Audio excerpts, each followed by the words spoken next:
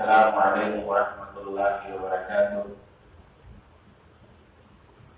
ان الحمد للہ نحمده ونستعینه ونستغفره ونعوذ باللہ من شرور انفسنا وسیئات اعمالنا، من يهده الله فلا مضل له ومن يضلل فلا هادي له، واشهد ان لا اله الا الله وحده لا شريك له، واشهد ان محمدا عبده ورسوله، اما بعد فان خير الحديث كتاب الله، وخير الهدي هدي محمد صلى الله عليه واله وسلم، وشر الامور محدثاتها، وكل محدثة بدعة، وكل بدعة ضلالة، وكل ضلالة في النار۔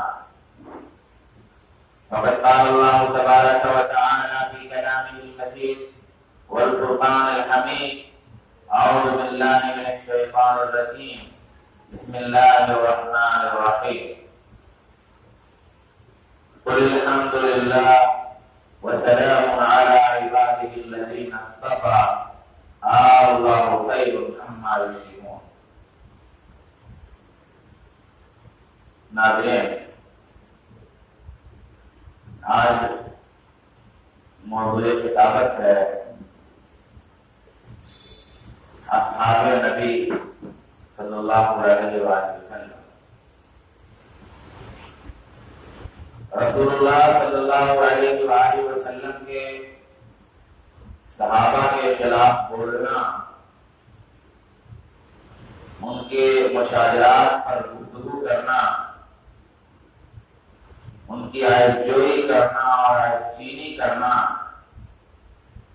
اب ایک مشغلہ ہو چکا ہے۔ سوشل میڈیا کے اس دور میں جن باتوں کا ہم تصور نہیں کرتے تھے، ہم ایسا سوچتے تھے کہ یہ باتیں تو پرانی کتابوں میں لکھی ہوئی ہوں گی، واقعی میں ایسے لوگ موجود نہیں ہوں گے، زمین پر ایسے لوگ نہیں بستے ہوں گے جو اپنی زبان سے بھی ان عقائد کا اور ان خیالات کا اور اس طرح کی زبان کا اظہار کرتے ہوں گے۔ اس کا تصور ہم نہیں کرتے تھے، تو اس سے کہیں زیادہ ہم دیکھ رہے ہیں، سن رہے ہیں۔ بطور خاص پڑوس میں آئے دن یہ چیزیں سننے میں آتی رہتی ہیں، اور یوٹیوب پر آپ دیکھیے تو اس طرح کے ویڈیو لاکھوں کروڑوں کی تعداد میں بھرے پڑے۔ اس پر پورا یہ کہ ہمارے طبقہ اہل سنت میں سے کچھ لوگ جانے انجانے انہی کی بولی، انہی کا طرز استدلال، انہی کا رنگ اپنائے ہوئے ہیں۔ تو آئیے بیان سب سے پہلے قرآن مقدس کی روشنی میں صحابہ کرام کی ایک پوزیشن اور ان کی ایک صورت دکھاتا ہوں، پھر انشاءاللہ اگر موقع ملا تو اس حوالے سے دیگر باتیں بھی ہوں گی اور ان کے موازنات پر بھی گفتگو ہوگی۔ اللہ تبارک و تعالی نے سورہ نمل میں ارشاد فرمایا کہ قل الحمد للہ وسلام علی عبادہ الذین اصطفى، کہ آپ کہیے کہ شکر اللہ کا ہے اور سلام ہے اللہ کے اس کے ان بندوں پر جن بندوں کو اللہ نے چن لیا ہے، منتخب کر لیا ہے۔ اب یہاں جن بندوں کو چنا گیا ہے، ان بندوں سے کون سے بندے مراد؟ تو مفسرین، جہاں تک میری نظر گئی، تمام مفسرین میں پہلا قول یہ ہے کہ ترجیحی طور پر بطور خاص یہاں پر جن چنے ہوئے بندوں کا تذکرہ ہے، ان سے مراد انبیاء کرام علیہ السلام۔ اس کی دلیل قرآن پاک کی ایک آیت بھی ہے، وَإِنَّهُمْ عِنْدَنَا لَمِنَ الْمُصْطَفَيْنَ الْأَخْيَارِ۔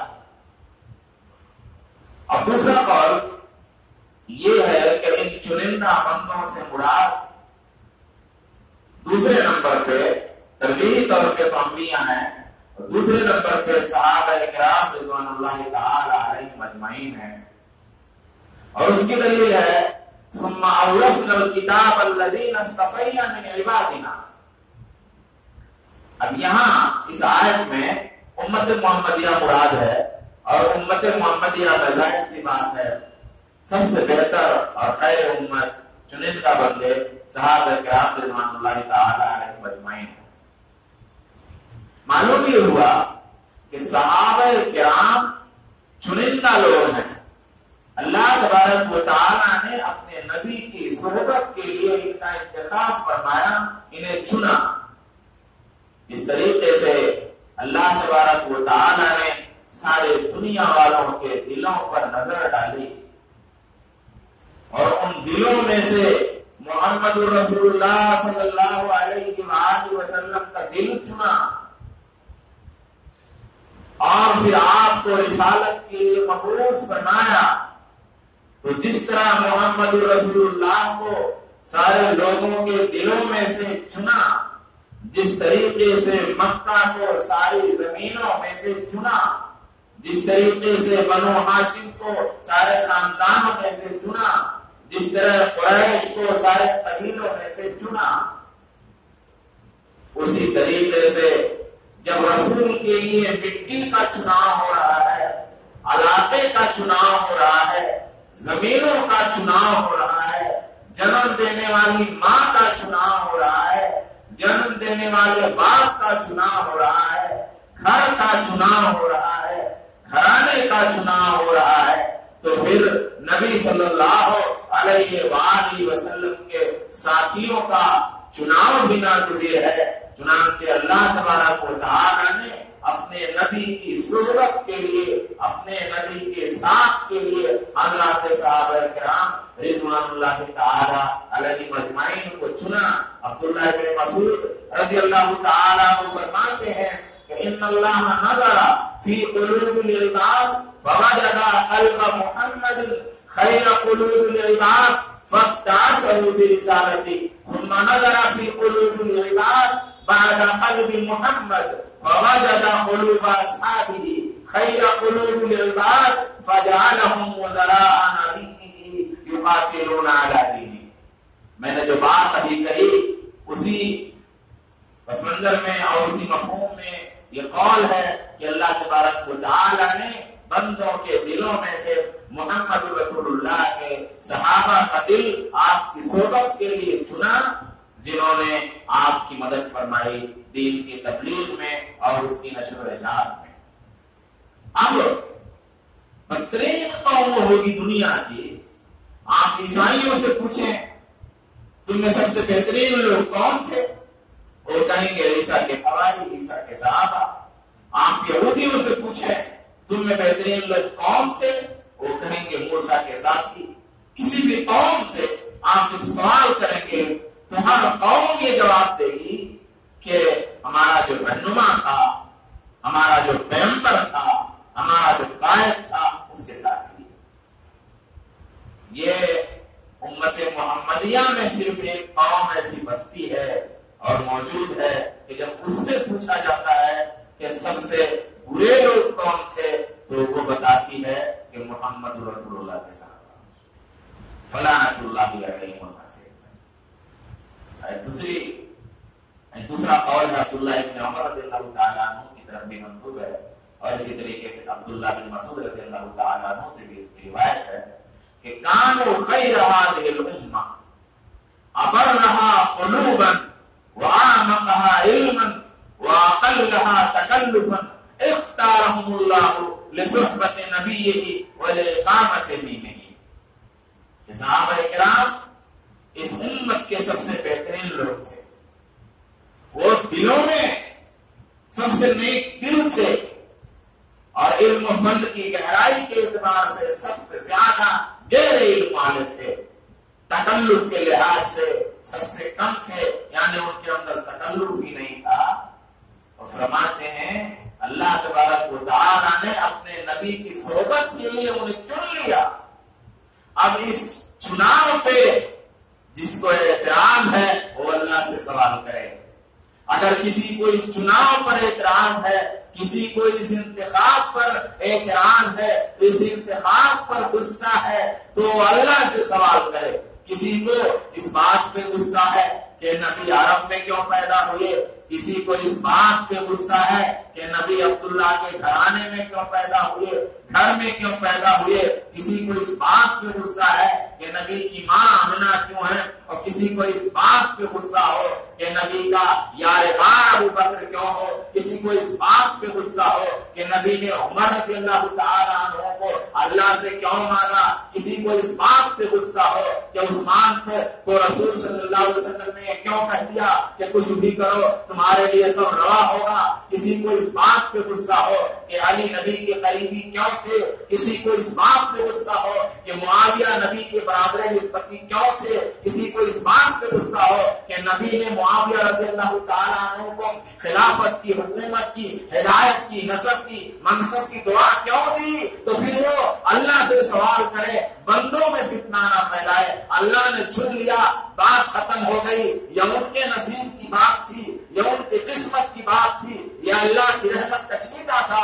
اللہ کی رحمت ان پہ نچھاور ہوئی، انہیں نبی کے زمانے میں پیدا کیا، انہیں نبی کی صحبت کے لیے منتخب کیا. نبی نے ان کا حال پوچھا، نبی نے ان سے گفتگو کی، نبی نے ان پر رحمت کی نظر ڈالی، نبی نے ان سے محبت کی، نبی نے ان کا دفاع کیا، نبی ان کے غم میں روئے، نبی ان کے لیے پریشان رہے، نبی کو ان کی تکلیف کیا گزری. اب کسی کو اس میں حسد ہے، بغض ہے، عناد ہے، کینہ کپٹ ہے، اس کے دل میں کینہ بھرا ہوا ہے، تو اس کی بدقسمتی کی بات ہے، اس کی بدنصیبی کی بات ہے، اور اس کے علاوہ کیا کہا جا سکتا ہے.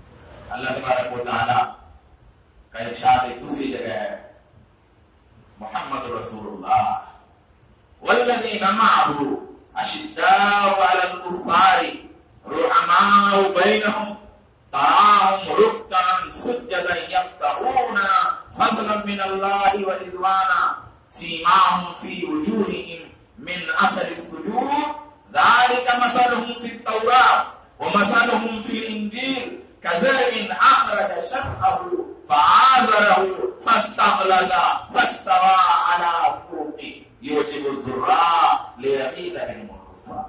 اللہ فرمایا محمد اللہ کے رسول ہے.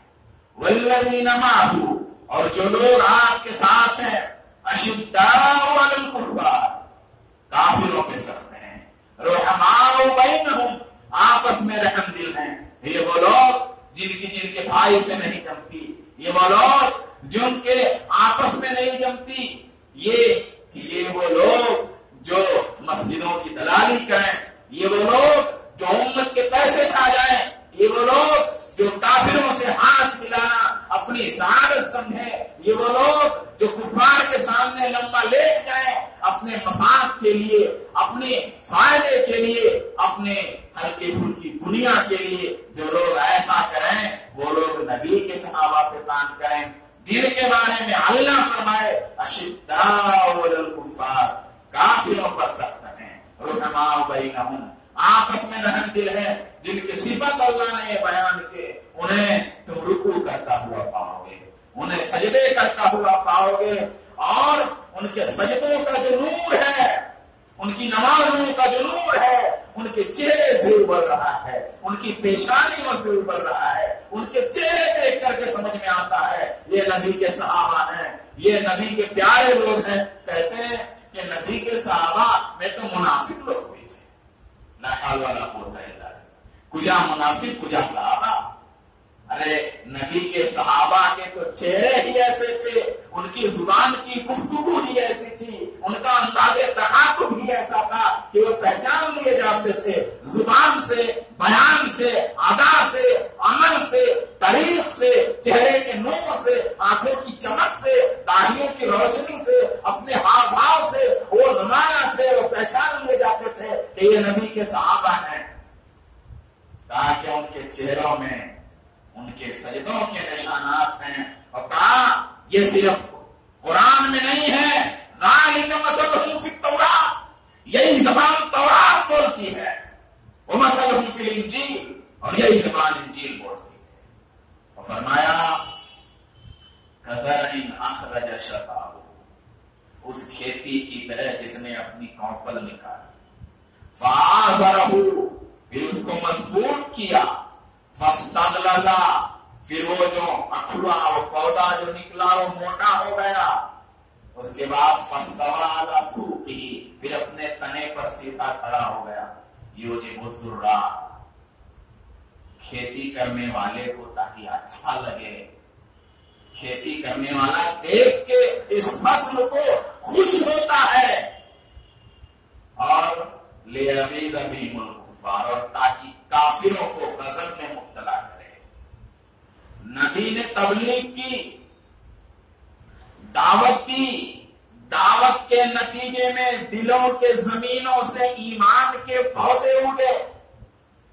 مکے کی زمین نے نبی کی دعوت کی بارش سے، تبلیغ کی بارش سے، نشر دین کی بارش سے، اعلاء کلمت اللہ کی بارش سے مکے کی زمین نے، عرب کی زمین نے اپنے بیج اگانے شروع کر دیے، اور جب بیج اگے تو وہ اگنے والی چیزیں دھیرے دھیرے مضبوط ہوتی گئیں، فاستغلظ، اور موٹی تگڑی ہو گئی، اور اپنے تنے پر وہ فصلیں کھڑی ہو کے لہلانے لگی۔ اذا جاء نصر اللہ والفتح، جب نبی نے یہ محنت کی، یہ فصل تیار ہو گئی، تو جیسے جیسے یہ فصل بڑھتی ہے نبی کے آنکھوں کی چمک بڑھتی ہے، جیسے جیسے یہ فصل ہری ہوتی ہے نبی کا دل بھی بہار ہو جاتا ہے۔ لیکن کافروں کو نفرت ہوتی ہے، حسد ہوتا ہے، غصہ آتا ہے۔ اسی لیے امام ابن کثیر رحمت اللہ علیہ امام مالک کے حوالے سے لکھتے ہیں، کہتے ہیں بلغنی ان النصارى كانوا اذا راوا الصحابة الذين فتحوا الشام، امام مالک فرماتے ہیں کہ یہ جو اس آیت میں بات بیان کی گئی کہ ان کی یہ مثال تورات میں ہے، ان کی یہ مثال انجیل میں ہے، تو کہا صحابہ کرام نے جب شام کو فتح کیا اور جب عیسائیوں نے ان کے چہرے دیکھے تو انہوں نے کہا اللہ کی قسم یہ لوگ ہمارے نبی عیسیٰ کے حواریوں سے بہتر لوگ ہیں۔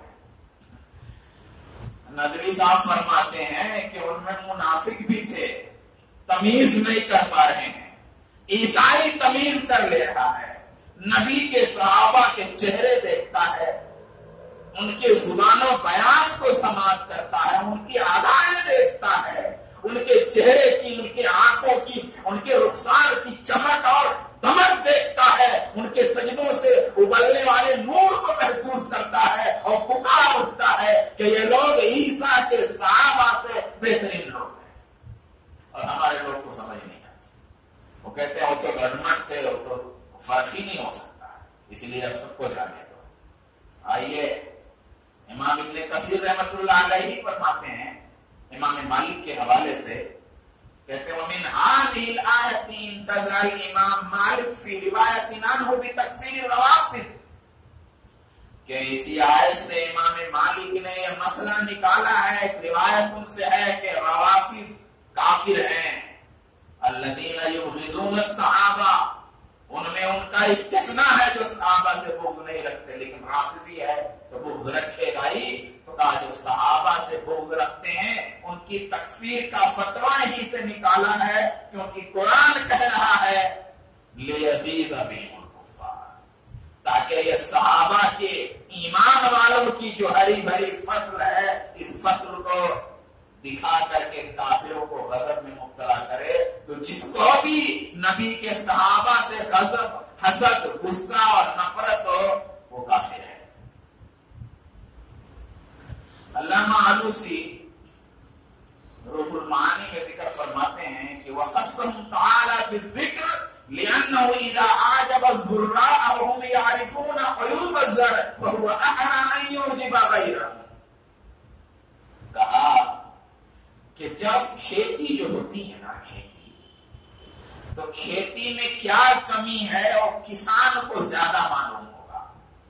دوسرا دیکھنے والا تو کہے گا بہت ہری بھری ہے، لیکن جو کسان ہوگا وہ سمجھ جائے گا کہ اتنا کھانا ہے کہ پھل کم آئے گا، اتنا جدا جدا ہے کہ خسارہ ہوگا. ہریالی جو اس طرح سے جا رہی ہے وہ جلنے کی نشانی ہے. کسان کھیتی کے عیب کو زیادہ بہتر جانتا ہے، اس لیے یہ خوشی کی نسبت کسان کی طرف کی گئی ہے کہ جب کسان خوش ہو رہا ہے تو دوسرے کو بدلتے اولا خوش ہونا چاہیے. نبی خوش ہو رہے ہیں اس ہری بھری فصل سے، اس کھیتی سے، تو دوسروں کو بدلتے اولا خوش ہونا چاہیے. اچھا کچھ اشارے ہیں کہا کہ اخرج الشطا، کوپل نکلی. مردوں میں بڑوں میں سب سے پہلے ایمان لانے والے سیدنا ابو بکر رضی اللہ عنہ. کوپل نکلی.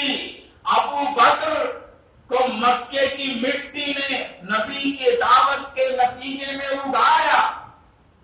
فآزرہ، پھر اس کو مضبوط کیا.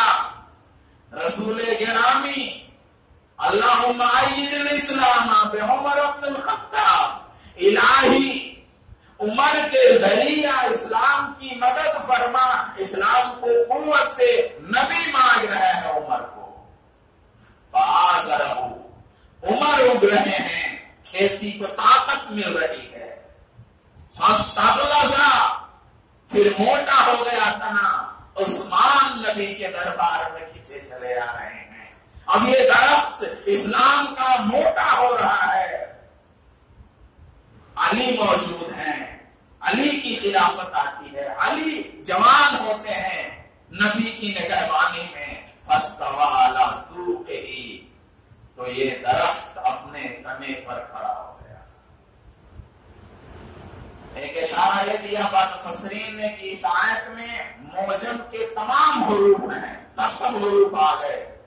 تو کا اشارہ گویا اس سے یہ نکال سکتے ہیں کہ خیر کا کوئی گوشہ نہیں ہے، خیر کی کوئی صورت ایسی نہیں ہے بنیادی جو صحابہ کرام رضوان اللہ تعالی علیہم اجمعین نے کیا نہ ہو، اس کو دکھایا نہ ہو، ان کے خیال سے گزرا نہ ہو.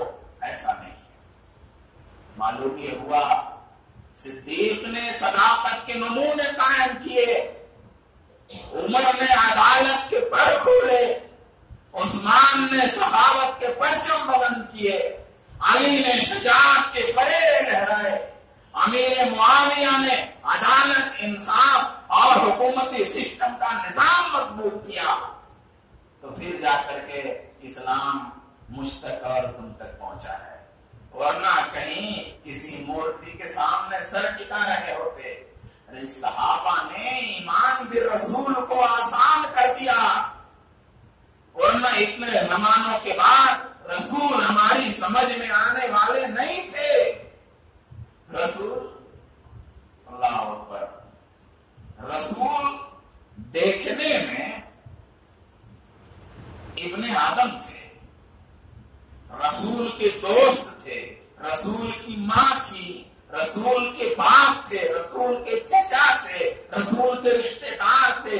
تو جیسے اور لوگ اس معاشرے میں تھے اسی طرح اللہ کے رسول بھی چل رہے تھے. ایسا نہیں تھا کہ پیچھے آگے دائیں اور بائیں فرشتوں کا جلو ہو، ہنٹوں بچوں کی صدائیں ہوں تو دیکھنے میں سمجھ میں آ جائے کوئی منفرد چیز ہے. اس حال میں اللہ کے رسول تھے. تو صحابہ کرام کی نور والی آنکھوں نے رسول کو پہچانا کہ یہ ہمارے رسول ہیں، اور آپ کے ساتھ قربانیاں دیں، اور قربانیاں دیکھ کر کے پورے نمونے کو واضح کر دیا اور پوری روشنی بچھا دی. رسول کی شخصیت اب اس جلوں میں، صحابہ کے جلوں میں، ان ساتھیوں میں، ستاروں کے جھرمٹ میں اب چاند اچھی طرح سمجھ میں آ رہا ہے. تو ہمارے لیے ایمان آسان ہو گیا. یہ بیچارے صحابہ سے اگر اتنی نفرت ہے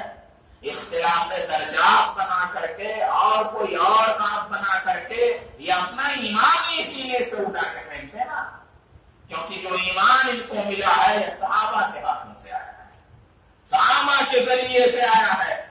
वो नहीं होते तो हम पता नहीं मुसलमान होते कि नहीं होते। उनकी कुर्बानियों को याद करो, उन्होंने हम तक ईमान पहुंचाने के लिए अपने बच्चों को रोता छोड़ा है, हम तक कुरान की रोशनी पहुंचाने के लिए अपनी बीवियों को बेवा किया है, हम तक कुरान की रोशनी को पहुंचाने के लिए अपनी माओ का आंचल भिगोया है, अपना खानदान छोड़ा है, अपना घराना छोड़ा है, जमीनों की मसाफत तय की है, दरियाओं की रवानी पे सवार हुए हैं, भूख की शिद्दत बर्दाश्त की है, आसमान से उतरने वाले सूरज से निकलने वाले धूप को बर्दाश्त किया है, रेतीली जमीनों पे चले हैं, लंबी लंबी जमीनों की खारदार सफर, वहशतनाक जंगलों को तय किया है, खतरनाक वादियों को तय किया है, बुलंद बाला पहाड़ों की वहशतनाक और खतरनाक मसाफतों को तय किया है, अपनी जान को खतरात में डाला है, खतरों से खेला है और नबी का दिया हुआ नूर अपने दोनों हाथों में लेकर के दरिया दरिया, पूछा पूछा, नगर नगर, शहर शहर, मुल्क मुल्क दौड़े हैं। पैदा मदीने में हुए, कब्र कहीं और है, पैदा मक्के में हुए, मजार कहीं और है, दुनिया के कोने कोने में फैल गए और नबी ने जो रोशनी उनके हाथों में कमाई थी उसको थाम करके पूरी दुनिया में बिखेरने के लिए अपनी जान की कुर्बानी दी, अपनी माल की कुर्बानी दी। फिर जो है तफरीक बयान करते हो सहाबा में, तुम्हारे नजदीक कुछ सहाबा के अलावा बाकी सहाबा की कोई हैसियत नहीं।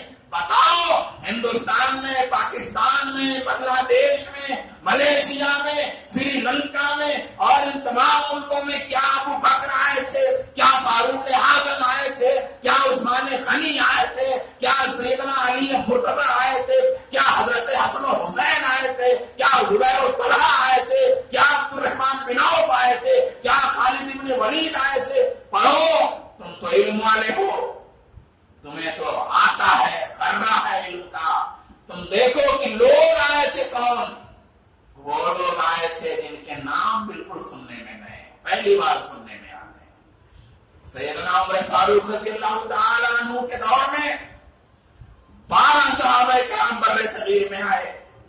उस्मान बिन अफ़्फ़ान रज़ियल्लाहु ताला अन्हु के जमाने में 5 सहाबाए किराम बर्रे सगीर में आए। अली इब्न तालिब के जमाना में 3 सहाबाए किराम बर्रे सगीर में आए।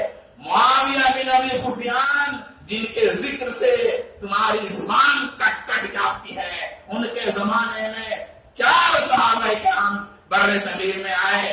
और यजीद बिन मुआविया, ये नाम तो जब आता है तो कुफ्र और निफाक का सारा दरिया मौजूद हो जाता है और इसी पर्दे में तलवार चला दी जाती है।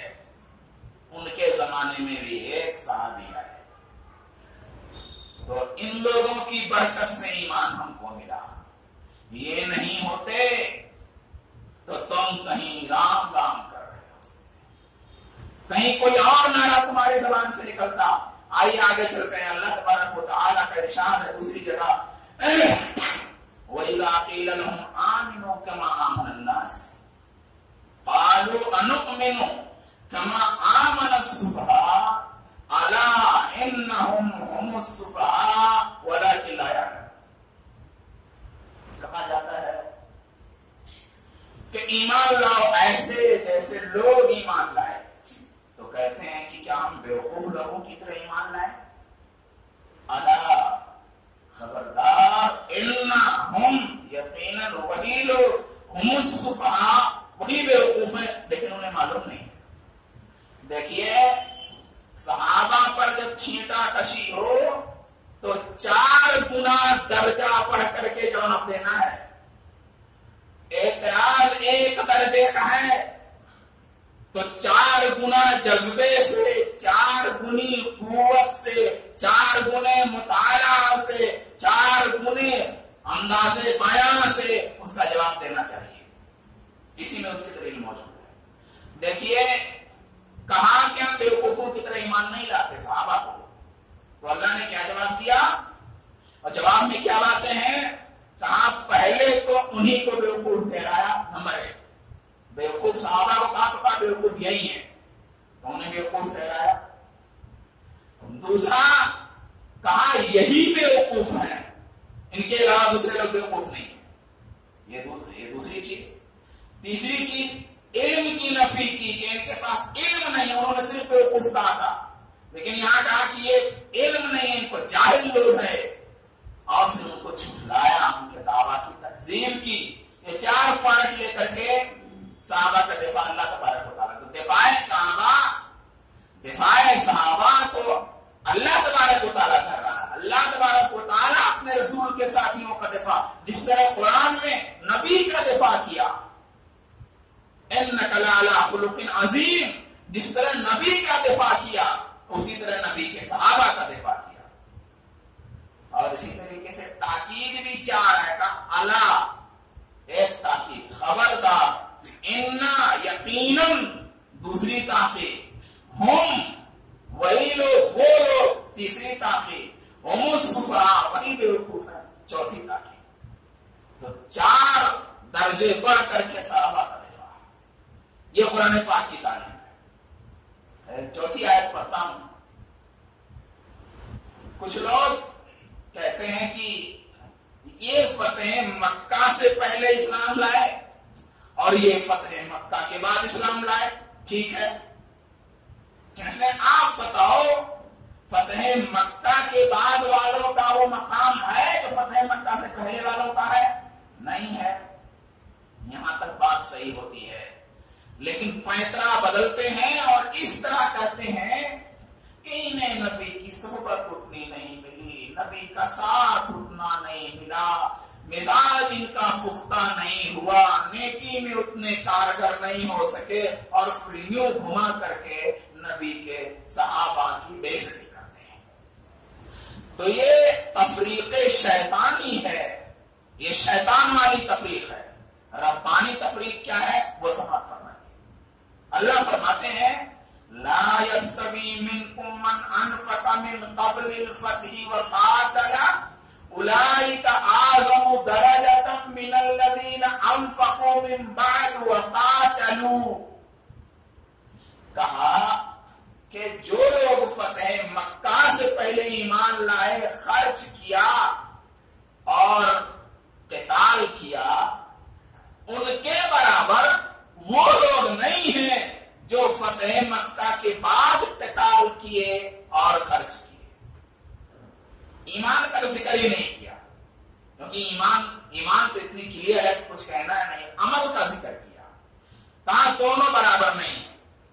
ईमान का नहीं जिक्र किया, यहाँ ईमान का कोई अमल का जिक्र किया कि दोनों के अमल में फर्क है, यानी उनके अमल के अजर में और इनके अमल के अजर में बराबर नहीं है, दोनों अमल के अजर में बराबर नहीं है। उसके बाद क्या फरमाया? कहा लेकिन वो कुल्लुम वअदल्लाहुल हुस्ना, लेकिन अल्लाह ने हर एक से जन्नत का वादा किया है। वल्लाहु बिमा तामलून खबीर, और तुम्हारे हर अमल से अल्लाह खबरदार है।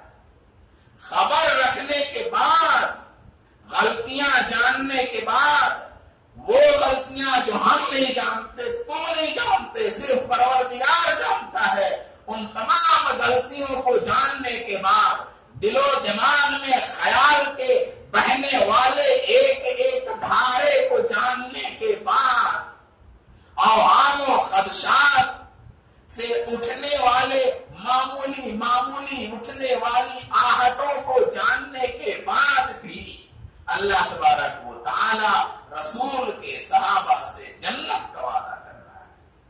अल्लाह। अब कुछ लोग कहते हैं कि भाई देखिए, ये सहाबा की गलती बयान करने से कुछ फर्क नहीं पड़ता, फला साहबी ने गलती किया, फला साहबी ने गलती किया, इसको बयान करने से कोई फर्क नहीं पड़ता। हम भी कहते कोई फर्क नहीं पड़ता। रसूल के बाद सहाबा से कोई गलती हो गई, उस गलती का तज़किरा हदीस में मौजूद है। एक सहाबी से गैर मारूफ है, मारूफ नहीं है, जिना सरजद हो गया, اس کا تذکرہ حدیث میں موجود ہے. رجم کیا گیا انہوں نے توبہ کیا، ان کی فضیلت بھی ہے اس گناہ کے باوجود. اور کسی صحابی نے کوئی غلطی کی، کسی سے کوئی سہو ہو گیا بولنے میں، کہنے میں، سننے میں. حضرت خالد بن ولید رضی اللہ تعالیٰ عنہ اور عبد الرحمن بن عوف رضی اللہ تعالیٰ عنہ ایک مسئلے میں تھوڑی سی کہا سنی ہو گئی، تھوڑا سا اختلاف ہو گیا، اس کا تذکرہ روایات میں موجود ہے. اس طریقے سے بہت ساری چھوٹی موٹی لغزشیں جو صحابہ کرام سے سرزد ہو گئی، ان کا تذکرہ روایتوں میں موجود ہے. وہ جتنا بیان ہے اتنا ہم پڑھتے ہیں، گزر جاتے ہیں، وہاں کوئی تبصرہ نہیں کرتے. لیکن یہاں اول جو غلطی موجود نہیں ہے اس غلطی کو گھما پھرا کر کے نکال کر کے بنانا اور پھر اس کی فہرست بنانا اور فہرست بنا کر کے اس کو بیان کرنا، بیان کرنے کے بعد اس پر تبصرے کرنا اور پھر اس کے نتائج اپنی طرف سے نکال کر کے پیش کرنا، یہ بھی کوئی بات ہے. اگر ہم یہ کہتے ہیں کوئی فرق نہیں پڑا تو ٹھیک ہے، کوئی فرق نہیں پڑا. اگر ہم کہتے ہیں کہ یہ مولانا فلانے صاحب جو آج کل بڑا بیان دیتے پھر رہے ہیں، یہ جھوٹے ہیں، بدتمیز ہیں، بدکار ہیں، چندہ خور ہیں، کذاب ہیں، لعین ہیں، شیطان ہیں، مکروہ ہیں، ابن سبا کے چیلے ہیں، انہوں نے فلاں جگہ یہ پکڑے گئے، فلاں جگہ یہ پکڑا گئے، فلاں جگہ انہوں نے ایسا کام کر دیا، فلاں جگہ انہوں نے ایسی چیز کی، اور اس کے بعد کہہ دیں کہ حفظہ اللہ تعالی ودامت برکاتہ العالیہ، اور اس کے بعد ممبر سے اتر آئیں تو آپ بتائیے بزرگی باقی ہے کہ چلی گئی؟ آپ کے مولوی صاحب کا ایسا تذکرہ شروع کر دیں ہم تو فوراً آپ دامن کھینچ لو گے اور یہ سب کیا بیان ہو رہا ہے. ہاں، لیکن نبی کے صحابہ کے بارے میں جتنا بیان کرنا چاہو بیان کرو، سب ٹھیک ہے. نبی کے صحابہ کے بارے میں جتنے تبصرے کرنا چاہو تبصرے کر سکتے ہو، سب ٹھیک ہے. تمہارے بارے میں، تمہارے مولوی صاحب کے بارے میں تبصرے کرو تو وہاں سب گڑبڑ ہو جاتا ہے. تو یہ سب شاخسانے ہیں. میرے دوستو، بڑا عجیب معاملہ ہے. صحابہ کرام کو یہ کیا سمجھیں گے؟ ان کے دلوں کو تو اللہ ہی سمجھتا ہے. چنا کس نے تھا؟ اللہ نے چنا تھا. چنا اللہ نے تھا تو سمجھے گا کون؟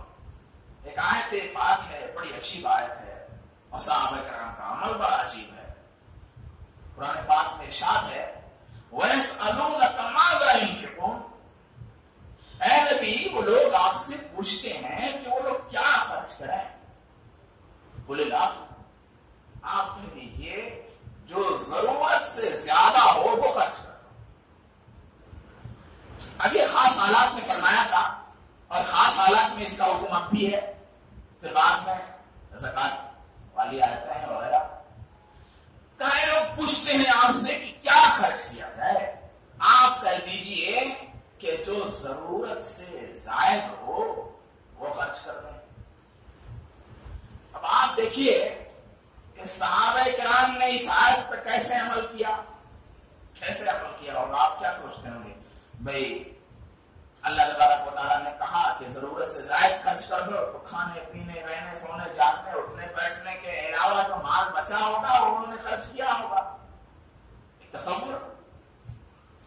لیکن بڑا عجیب ہے، اللہ نے چنا تھا نا انصاف، اپنے نبی کی صحبت کے لیے چنا تھا، اپنے دین کی نشر و اشاعت کے لیے ان کا امتحان. یہ اللہ کا امتحان ہے، اللہ کا امتحان ہے. بس کہا قل العفو، کہہ دیجئے جو ضرورت سے زائد ہو وہ خرچ کریں. اللہ اکبر. تو صحابہ نے ضرورت سے زائد نہیں، اپنی ضرورتیں خرچ کر. ضرورت سے زائد نہیں، اپنی ضرورتیں خرچ کر دی، اپنی بھوک خرچ کر دی، اپنی پیاس خرچ کر دی، اپنا لحاظ خرچ کر دیا، اپنا پیالہ خرچ کر دیا، اپنا کھانے کا برتن خرچ کر دیا، اپنے گھر کی چھت لٹا دی، اپنی کرسیاں لٹا دی،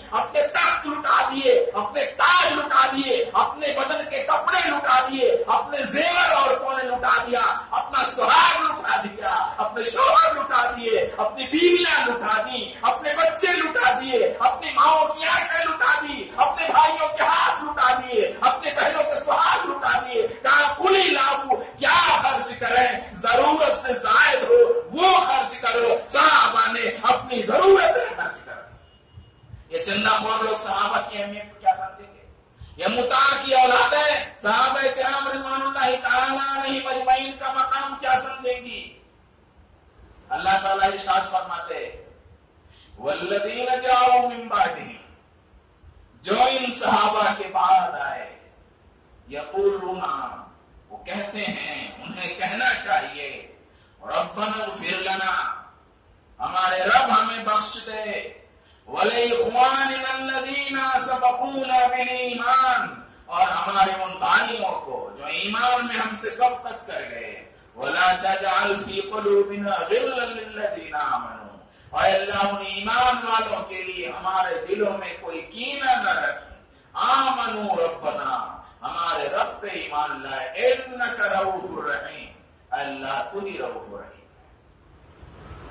عبداللہ ابن مسعود رضی اللہ تعالیٰ عنہ فرماتے ہیں کہ اللہ نے مسلمانوں کو اصحاب محمد کے بارے میں حکم فرمایا ہے کہ ان کے لیے استغفار کریں، دعا کریں، حالانکہ اسے معلوم تھا کہ آپس میں اختلاف ہوگا، حالانکہ اسے معلوم تھا جنگ جمل ہوگی، امیر معاویہ رضی اللہ تعالیٰ عنہ سیدنا علی رضی اللہ تعالیٰ عنہ کے درمیان اختلاف ہوگا، سیدنا عائشہ رضی اللہ عنہ اور سیدنا علی رضی اللہ تعالیٰ عنہ کے درمیان اختلاف ہوگا، اور چھوٹے چھوٹے معاملات ہوں گے، غلطیاں ہوں گی، سہو سرکت ہوگا، یہ سب اللہ کو معلوم تھا، اس کے باوجود اللہ تبارک و تعالیٰ نے ان کے حق میں دعا کا اور استغفار کا حکم دیا، اور ان کے ایمان کی گواہی اللہ تبارک و تعالیٰ نے۔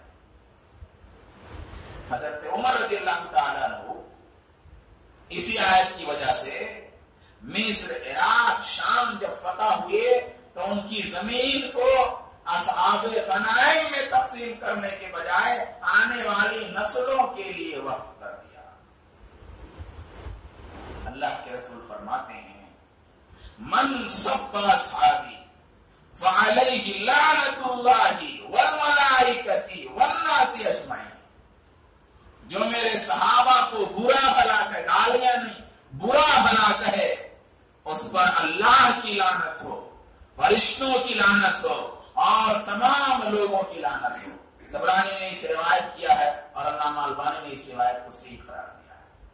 یہ ایک تصویر بنتی ہے صحابہ کرام رضوان اللہ تعالی علیہم اجمعین کی قرآن پاک کی روشنی میں۔ ابھی ہمارے لوگوں میں سے کچھ لوگ یہ کہتے ہیں کہ صحابہ میں منافق بھی تھے، قرآن منافق صحابہ کے بارے میں کیا کہتا ہے، فلا حول ولا قوت الا باللہ۔ بھائی منافق صحابی نہیں ہے اور صحابی منافق نہیں ہے۔ رسول صلی اللہ علیہ وآلہ وسلم کے صحابہ کے دائیں بائیں جو منافق یا منافق صفت لوگ تھے، انہیں اللہ نے اور اللہ کے رسول نے کبھی صحابہ کے شمار ہی نہیں کیا، اور کوئی منافق معروف نہیں رہا، تو منافق کہو تو کس کو؟ کسی منافق کا کوئی عمل امت کو نہیں آیا، کسی منافق کا کوئی قول نمونے کی حیثیت سے نہیں آیا۔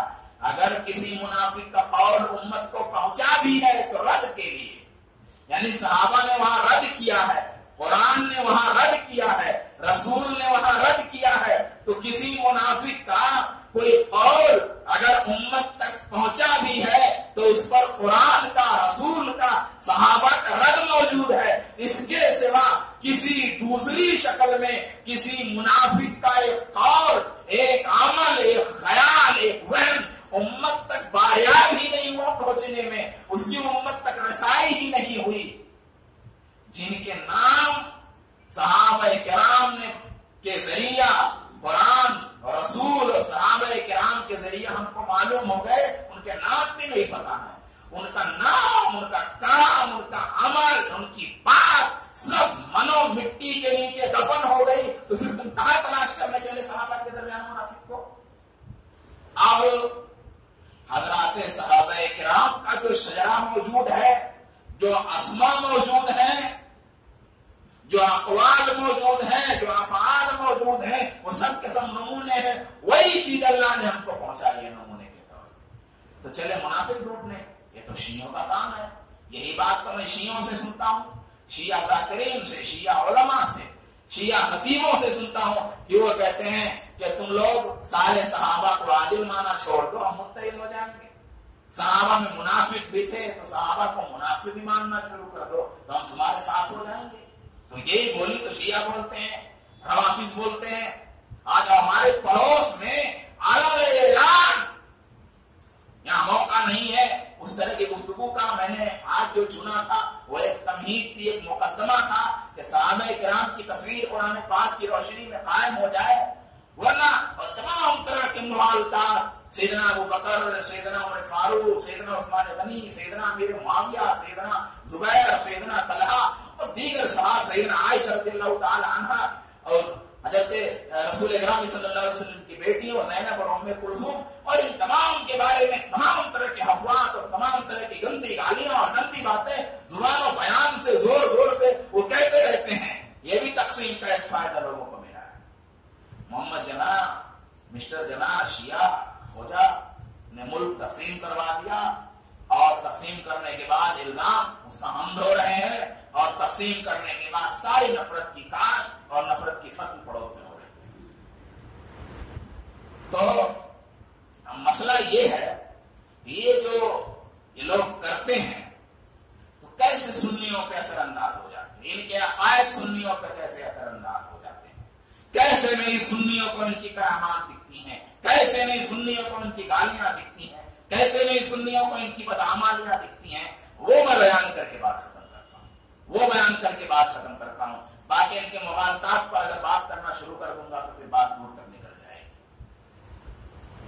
یہ تاجران علی، یہ قاتلین علی، یہ تاجران حسین، ہجوم رنج کے سوداگروں کو دیکھو تو یہ بد زبان، یہ بدخلق دشمنان علی، سیاہ رات کے چارہ گروں کو دیکھو تو خدایا چادر زہرا چرانے والوں نے، میرے حسین کے قاتل فریب کاروں نے، بڑے نواسے کی دستار کھینچنے والے، ریا فریب کے آنسو بہانے والوں نے پھر ایک بار بتایا ہے کون لوگ ہیں ہم، مگر کچھ ان سے شکایت ہمیں زیاد نہیں، ازل سے دشمن حق ہیں کسے یاد نہیں، یہ اہل بیت کا پردہ لگا کے رکھتے ہیں.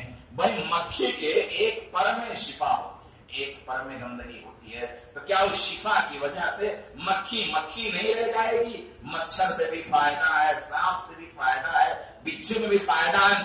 دنیا کی کوئی مخلوق نہیں ہے جس میں کوئی خیر نہ ہو، کیونکہ نبیوں کا خیر ہر جگہ پہنچا ہے. دنیا کا کوئی کافر ایسا نہیں ہے جس کافر کے اندر کوئی خیر نہ ہو. تو یاد رکھنا چاہیے کہ ہر شر کسی خیر کے پردے میں آتی ہے، ہر برائی، ہر بھلائی کسی برائی کا پردہ لے کر کے آتی ہے. تو مگر کچھ ان سے شکایت مجھے زیاد نہیں، ازل سے دشمن حق ہے کسے یہ یاد نہیں، یہ اہل بیت کا پردہ لگا کے رکھتے ہیں. بنا میں کرب و بلا، یہ بنا میں تخت عظیم، کلاب محفل ایران شاطران عدم، حریم پاک پیمبر کی حرمتوں کے رقیب، یہودیت کے تراشیدہ نامکمل بت، ہماری ماؤں کی عظمت کے شوق سوداگر، یہ دختران محمد کے منکر و گستاخ. کہتے فاطمہ کے علاوہ نبی کی کوئی بیٹی ہی نہیں تھی.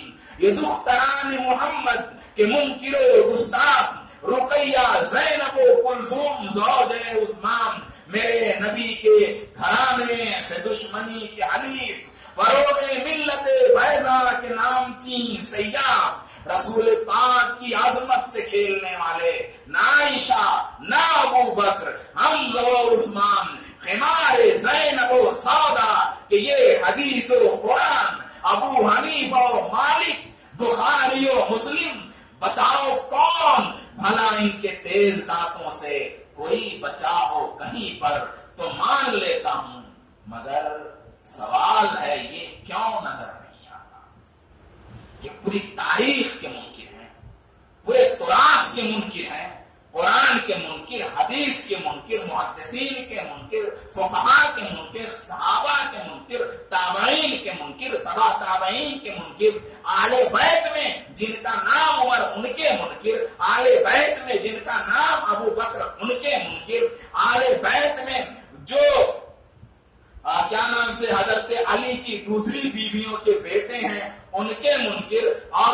सैयदना हुसैन के जो दूसरे भाई हैं हुसैन के, उनके गरज अपने फायदे के अलावा चंद को छोड़ के सबके मुनकिर, सबके गुस्ताख, तो ये नजर क्यों नहीं आता? हम देख क्यों नहीं पाते? सुन्नी मुसलमान समझ क्यों नहीं पाता? मगर सवाल है ये क्यों नजर नहीं आता?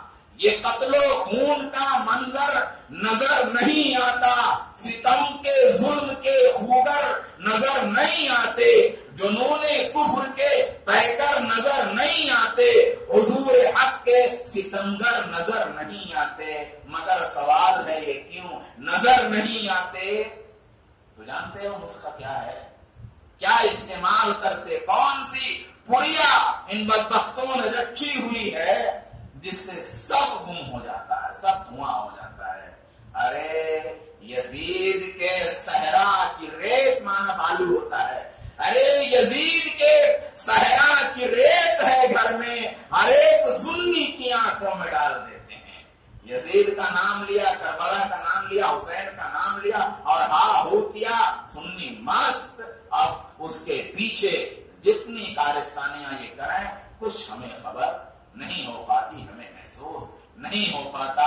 तो यजीद के सहरा की रेत है घर में, हर एक सुन्नी की आंखों में डाल देते हैं। मेरे दोस्तों, ये दिफाए सहाबा रसूल गिरामी सल्लल्लाहु अलैहि वसल्लम के सहाबा का दिफा इसलिए जरूरी है कि दीन इन्हीं के जरिया है, कुरान इन्हीं के जरिया है, ईमान इन्हीं के जरिया है, रसूल का की सीरत का नमूना इन्हीं के जरिया है, हदीस इन्हीं के जरिया है।